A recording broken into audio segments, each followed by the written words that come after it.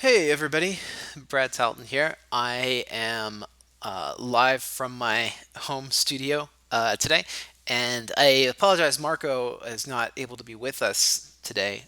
He was having some internet difficulties, and so it falls to me to to do the stream myself.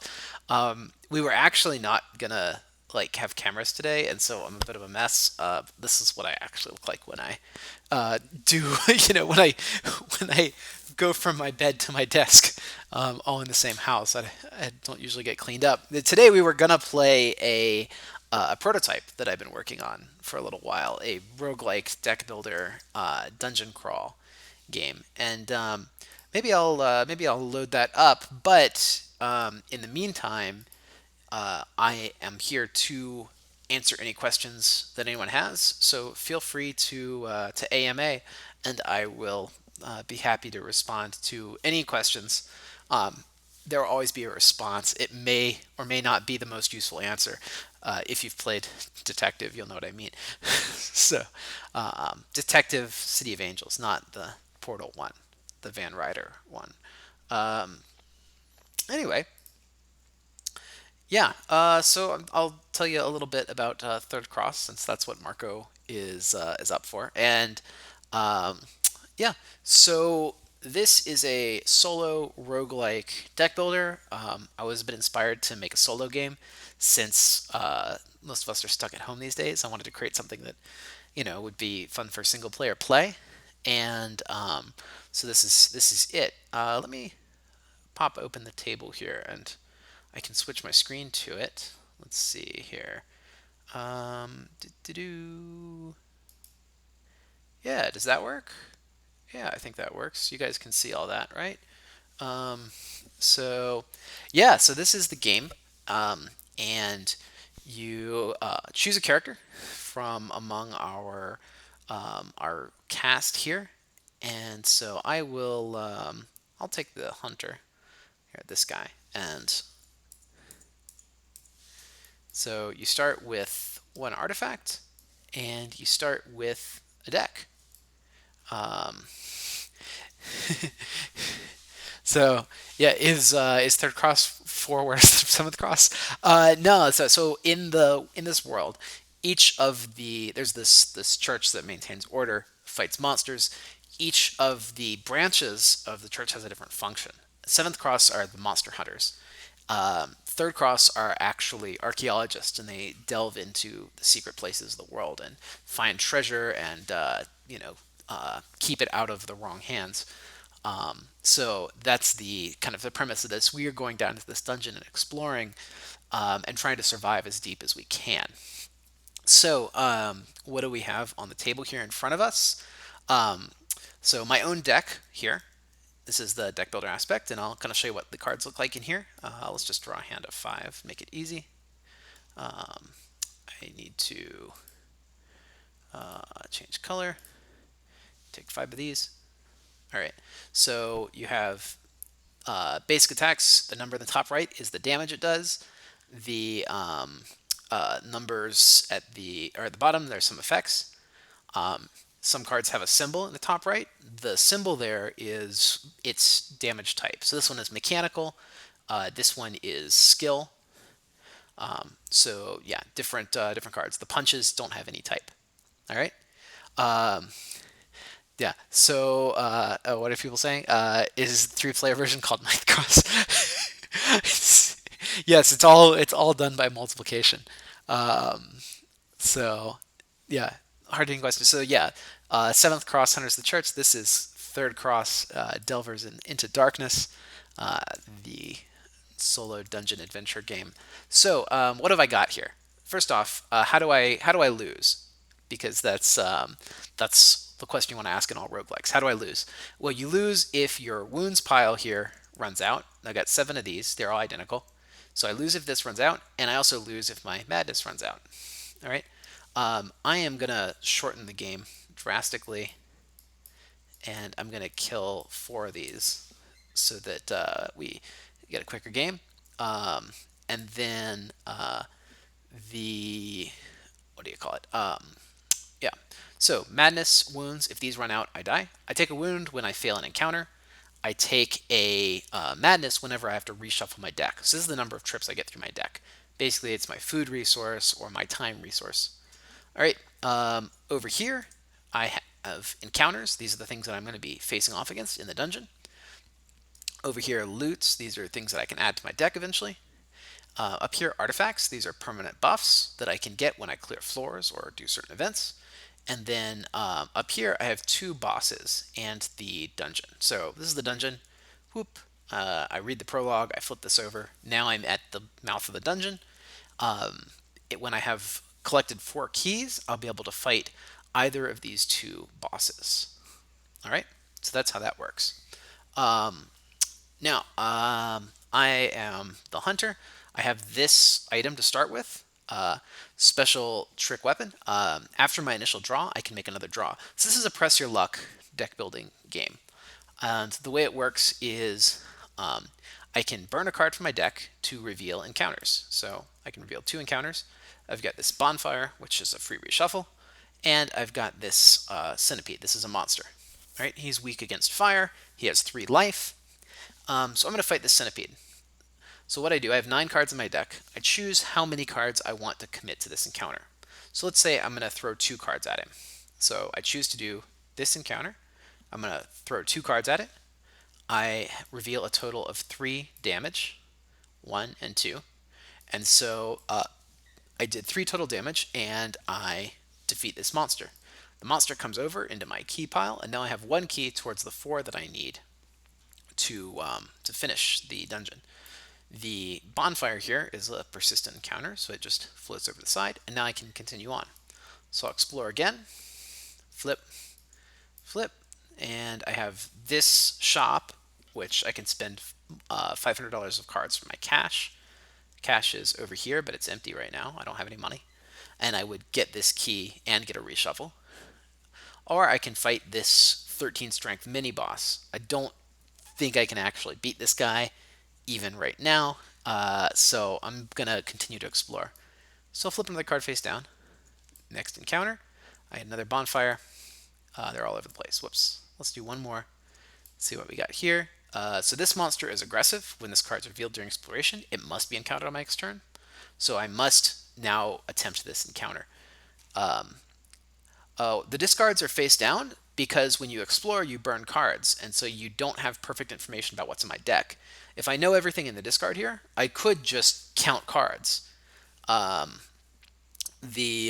So in this case, I could flip 4 cards. If I had perfect information, I would know whether or not I'm going to clear this encounter. But because I explored 4 times during this trip through my deck, I don't really know if I have enough stuff to beat this guy. But I'll give it a try. I'm going to take, he's got a strength 6. I'm going to take all 4 cards and try and win. All right. So in this case, I got 1 damage, 2, 3, 4, and my lantern, which says I can cash a card from my hand or from play. In this case, I did not beat this monster, so I'm going to gain a wound, and put that in my discard. I'm going to go ahead and cash this punch, and that'll give me 100 gold. The cash value of it is in the bottom right corner. All right, all these cards, which did not help me defeat the monster, are here. All right, but I encountered this guy, and so he disappears. All right, so what am I going to do now? I'm out of cards. I will use my my dying bonfire. So I'll spend this, trash this to reshuffle your deck without gaining madness. So I'll do that. Shuffle, shuffle, shuffle. That also clears, when you rest, it'll clear the rest of the encounters. And now I can continue traversing down. So let's give it another look. I could double draw, but I knew I wasn't going to beat it on less than 4, so I didn't even bother. So this encounter that you see here, this cracked wall, this is a traversal encounter. And to do a traversal, I have to create the necessary symbols. So this is a different kind of push your luck game. Rather than choosing a number of cards and drawing that many, I just flip cards one by one until I hit the symbol. And I can stop anytime I want if I feel like it's taking too long. I could have already burned my lantern, but I know I have 1 fire card in my deck. So I'll try it. So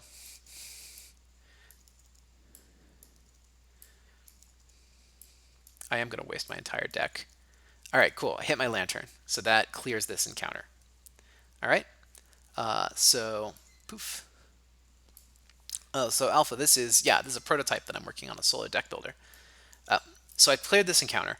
Um, the rewards here are loot 2, burn 2 to keep 1. So what I do is I reveal 2 loot, and now I can choose either one of these to keep. I really like the machete, so I think I'll do that. But the cost of keeping it is burn 2 cards. So I'll burn 2, gain this to my deck, and then I will throw all of these away that I used in the Traversal Encounter. All right, cool. So that's that. This encounter is done. I definitely can't finish that. I don't think I have an arcane in my deck at all. So I'll take my first madness, clear the play, reshuffle, and reset. So I've used my first madness. I've got 2 keys. Um, yeah, so let's keep exploring. Boop. All right, cool. So I got another bonfire, so I can rest again. This broken elevator, I think I can clear. Whoops, I put my whole deck in the discard. All right, 1 card. I could clear this. It's a pretty tough encounter, but let's go fight more monsters. Hunter is good for fighting monsters. Oh, yeah, there is actually co-op. So you can see there's actually 4 player boards around me here. You can play co-op, and the way it works is we take turns back and forth, and the and we just share the same wound pile and madness pile. So if these run out, our whole team loses together. But it does work in multiplayer. The primary mode is solo, but yeah, multiplayer should work just fine. So let's explore further. Whoop. All right, I got the second aggressive monster that I have to fight, but this time I think I can beat him. I'm gonna start with 4 cards again. So let's see here. So I've got 4 cards in hand. I do 1, 2, 3, and then the madness effect lets me draw 1 more card, so I'll do that. 4, 5. Now, as the hunter, I can make another draw. So I will take 2 cards, boop, as my second draw. Cool, and that will allow me to finish off this monster. All right, I'm also going to use my lantern and cash another punch, so I have a little bit more money. And then all of these go away. All right, but I defeated this monster, and it's loot 1, keep 1, so I look at the top card of the deck, Thief's Finger, and I get it. Oh, so people are asking me a few questions about the story of Seventh Cross. Seventh Cross is a full cooperative game. Yeah, the Taisei is kind of a face heel turn.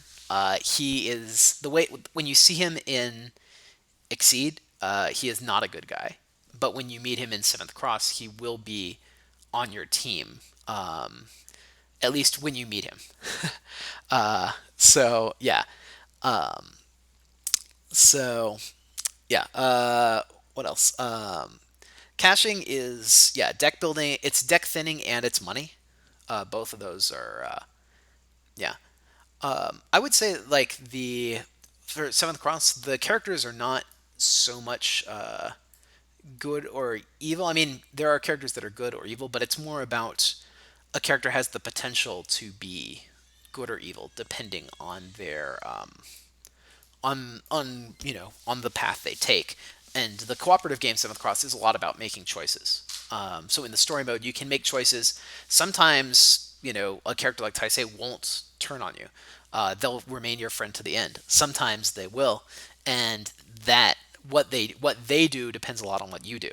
So, for example, like in the first Castle of Seventh Cross, there's a character that you can save who gets kidnapped, and if you save them early enough, they continue to help you.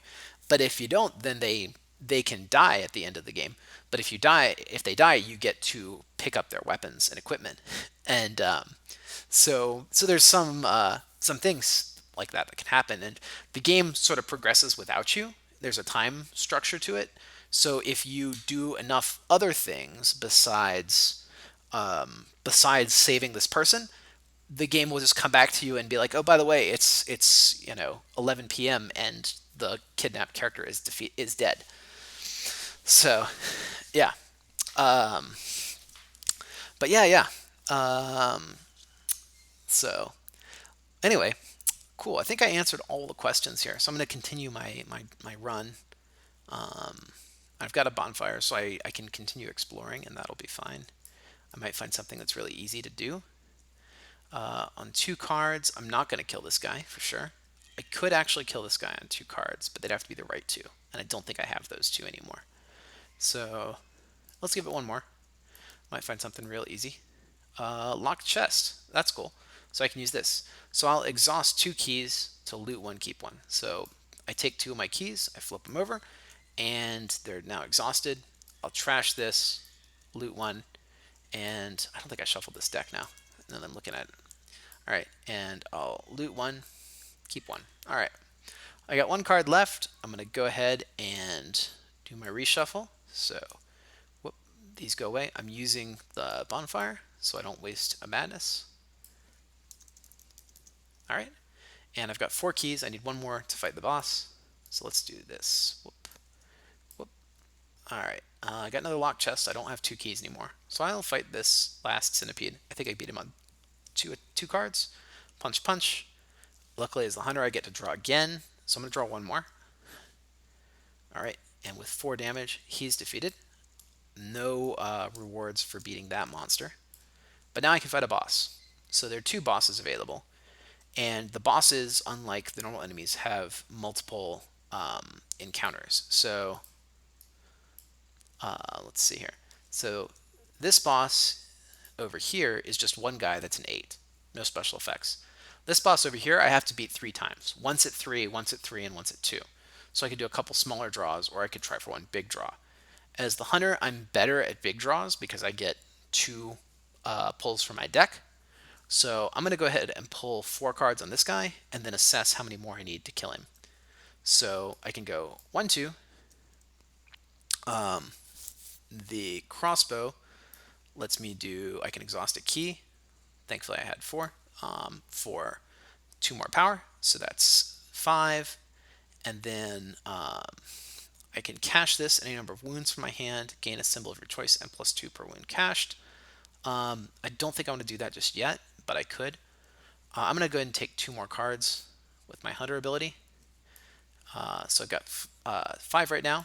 The machete will give me 6, 7, and then punch for 8, which defeats this. Okay, so I defeated this guy. I will. So yeah, so to show you how the dungeons work, because that was figured out. So when you clear so I've cleared the level of this dungeon. All right. So all of my keys now move over to my cash pile, so they all become worth money. The dungeon itself is also worth money, and it goes to my cash pile. So this money pile is also my score at the end of the game. And then I defeated this boss. The other boss that I didn't defeat disappears, and this boss becomes the new dungeon. So now I'm in this flooded abyss for the second phase of the game. So exploring beyond my first time requires me to burn additional cards. This is going to make exploration real expensive, and it'll make me think twice about whether I want to fight the monster right in front of me, even if it is a tougher monster, because exploring further through this place is tough. All right, so when I go to the new level, I clear the board, I get free rest, and I get 1 of 2 artifacts. So I could take this. Actually, I didn't shuffle these either because they are. All right. So I can take this Spellblade, which is once per turn I can get +2 power. That's pretty nice. Or this Clockwatch, which lets me save cards. I'm already a pretty conservative character because the hunter can draw twice. So I think that getting this will help me turn the top card of my deck into a +2, which gives me a lot more flexibility on even after I choose to draw if I don't draw enough. So this lets me play even more conservatively with my gambling. So I'll be able to get deeper in the dungeon with that. So anyway, that is the basics of Third Cross. And so this is a what do you call? A roguelike dungeon deck builder. The version I showed you is version 3, so it's still very early. But there are a few things that we're thinking about doing with this game. First off, building the encounter deck so that it is tiered a little bit closer according to the dungeon, so that easier encounters at the top, more difficult encounters at the bottom. Turning madness into food so that it kind of fluctuates a bit more up and down, and it also doesn't inflate your deck when you use it. And then doing food will also allow us to, as you carry more stuff in your deck, spend more food to reshuffle. So it makes the deck thinning strategies a little more powerful, because right now the main strategies in the game are to get the biggest numbers you can in your deck and not streamline at all. So you want to inflate your deck a lot so that you get more time, more stamina with each run. Second, the madness is a little anticlimactic, and so having food would allow you to spend food to reshuffle and then take wounds if you don't have enough food, which basically pulls this out of the game and narrows it all down to one card mechanic. So you only have one resource for damage, and that makes it a little bit simpler. So there's a lot of simplification there. And the other thing is having a shop, because that's a real thing in roguelikes, is having some kind of shop that distributes cards over time. Finally, the last thing that we've been talking about a little bit internally is having some kind of sticker legacy mechanic where, as you go through the dungeon, when you fail or when you die, you're able to buy upgrades for the cards in your loot deck for the next run. So those get stronger over time. So those are the things that we're considering for this game, as far as V4 going. On average, how many versions do we have before we get to the final product? I would say a game at level 99 typically goes to between version 14 and 25 before we finish it. To give some examples, Seventh Cross went to V40, Millennium Blades went to 28, Bullet I think went to 23, Exceed I want to say was 17 or 18,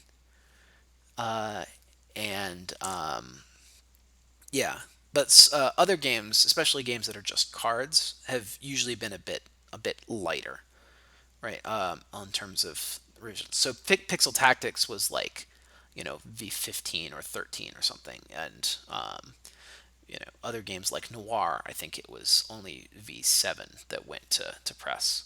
Although we have done a few versions since Noir came out at press. So to give an idea of what our things like. So probably, yeah, about 10 more, 10 to 15 more iterations before this is final gameplay.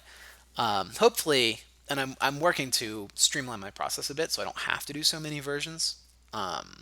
So I think that I might get there quicker with this one. I'm trying to be a bit more thoughtful about the changes that I make going forward. So this prototype has lived a week, which is a bit better than most of my prototypes. Most of them live about 2 or 3 days, and a lot don't survive the first play. So the fact that this one has done pretty well is good, and people have really enjoyed it so far.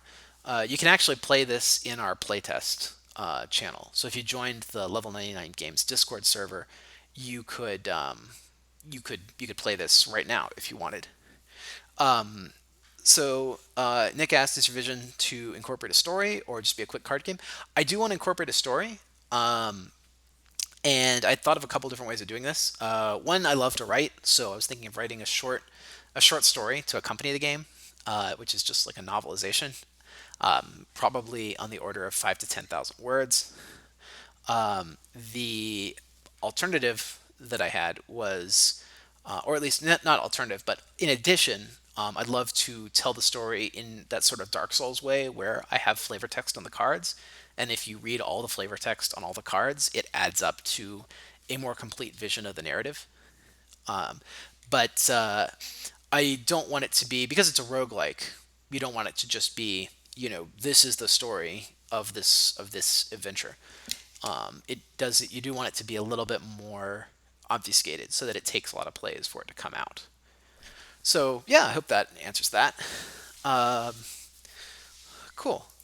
Well, anyway, this is just a short, a short chance for me to show something, and I want to show something that I've been, a pet project that I've had for the past few days. So I appreciate everybody who's come in to watch and chat with me and ask questions about it. Um, and yeah, if you have any final questions, otherwise I'm gonna cut it at one floor and sign off in about 3 minutes, and go cook some dinner for the family. Um, but yeah, any final questions or thoughts?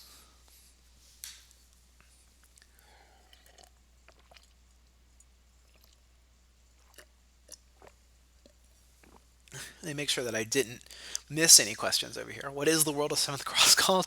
That's a good question. We're still working on that. I don't want it to be the world of Seventh Cross because a lot of the stories in the world I think will happen from the perspective of other factions besides the church.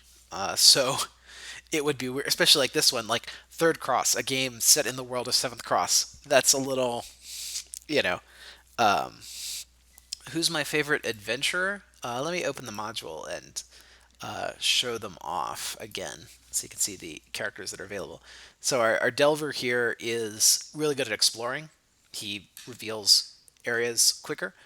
Our Hunter can do the double draw, so he's the most like efficient character, or the most conservative character. The Antiquarian has a hand, so he can hold cards over. So he can play a lot more liberally than other characters because he gets to keep cards he doesn't use. The Alchemist, he gets the let me see what remind myself of the ability here. Yeah, he can double up cards.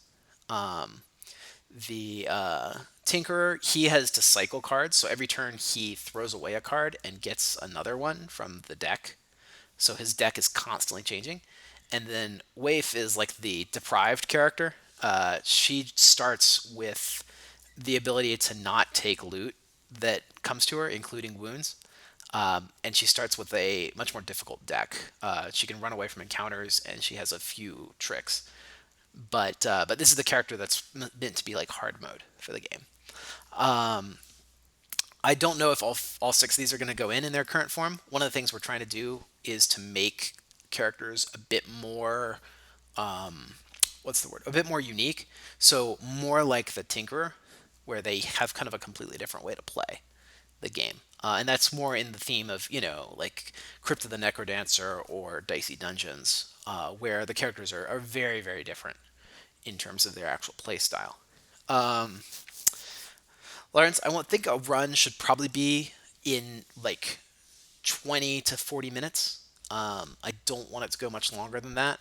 So I do think that these floors that I made so far need to lose a little bit of weight. My one floor that I did with explanation was about 20 minutes. I'd like you to get through a floor in 10 minutes or so, which means the time for an encounter needs to be about a minute or about a minute and a half per encounter. Yeah. Nick, have the other crosses been given roles? Yeah, they. I have a document with all the roles and all of the ranks and everything in the church, so we know. At least I know a lot about the organization. A lot hasn't been revealed. I can tell you some of the other ones if you're interested, that come up pretty quickly in the lore once you play Seventh Cross. First Cross is the kind of headquarters, the administration. They run everything else. Um, and then Second Cross is the church laboratory. They were destroyed, but not before they were able to build the golems like Selenka. So Selenka comes from Second Cross, even though they don't exist anymore. Um, Third Cross is our explorers. Fourth Cross is the church academy where they train paladins and hunters and such. So Eugenia and Joffrey from Exceed both were trained there. Um, Seventh Cross is hunters. Sixth Cross is the Inquisition. These are like the basically the church army, and they enforce like I guess I'd say more mundane laws, but they're basically the yeah the the paramilitary. And then Fifth Cross is the library, and that's where they study and archive history, lore, magic, that kind of thing. So kind of a successor to Second Cross, although not quite as strange as the stuff that they did in Second Cross. But anyway, that's the like all overview lore world stuff. This is gonna be happening. Hopefully by the end of the year we'll do Seventh Cross. Um, sure, sure. Anime dating high school where your crush might turn into a monster, Marco. Yeah. So yeah, I'll put a monster prom variant in the Seventh Cross world. It'll be great. All right. Anyway, that's all my time for today. I'm gonna go and cook some dinner and maybe do a little bit more work on this tonight. I'm hoping to make it available generally pretty soon because I know a lot of us are sitting at home and want to play some solo games. So hopefully this will be generally available, but it should be available in playtesting right now. So if you want to try it out, talk to Marco, the mechanic critic, and tell him, Marco, I want to be in level 99 games playtesting. And you can play this and some of our other secret projects, which are in playtesting right now. Anyway, take care and have a great night. I will see all of you next week.